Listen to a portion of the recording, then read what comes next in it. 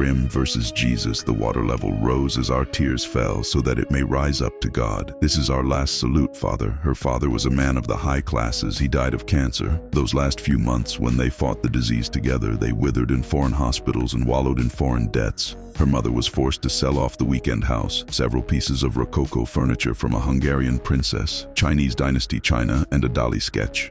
With his death, the debt subsided, but their social status went down the drain. Friends from their more auspicious times were present for his memorial service. They would need a financial bypass before they could feel blood running through their veins again.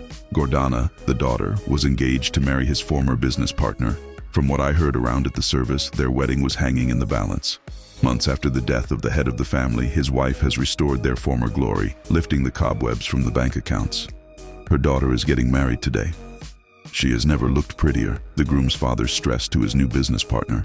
She was wearing a black ensemble. Behind her corrective glasses, bright blue eyelids seductively fluttered, taking breaths away. The neck, perfectly arched, complemented the pearl necklace strewn atop her pulsing skin. The dimples of her spine shifted.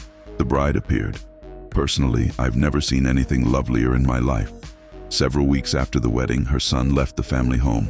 Fatima was alone in the big house. The house was milky white with broad white columns that emphasized its width. Receipts for the rented dress and jewelry littered the bedroom vanity table.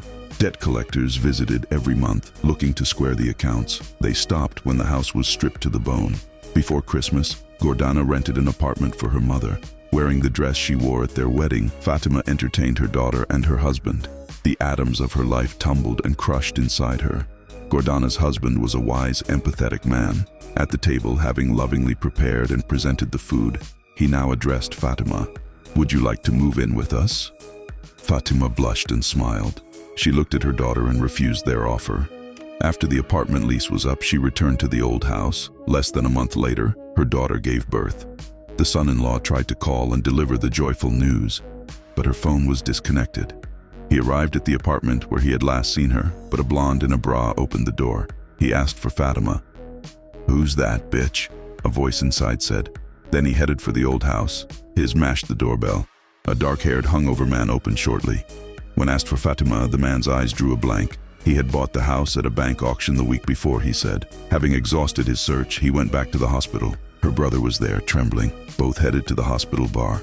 It was always full for newborns or deceased. The only difference was the music volume. They poured liquid joy until 8 in the morning. The newborn father debated gravity at every step. Both walked in Gordana's room. They saw her in tears.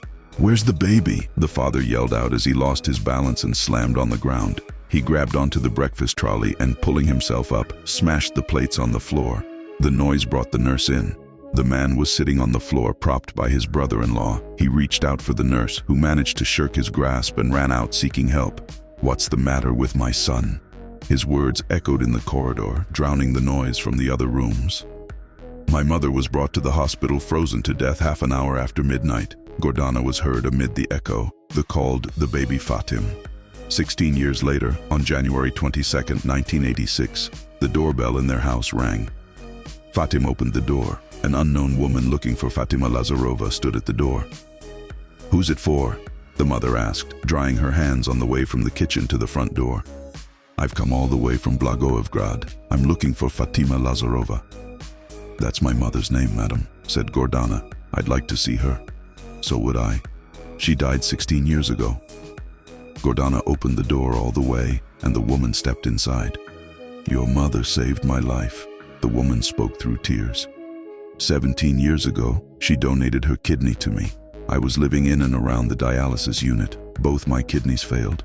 She responded to my ad and sold me her kidney for 80,000 marks at the time. In our brief conversation, she told me her husband was dead and her daughter's wedding was around the corner. I would have liked to see her and thank her for the life she gave me. Warm tears streaked down Gordana's face, her soul brimming. "Would you like a cup of coffee?" "Yes," the woman said. Gordana and Fatim spent the afternoon with Gergana, and the spirit of Fatima made flesh in their words. Fatim now felt he knew her, and she was no longer the woman who died before he was born.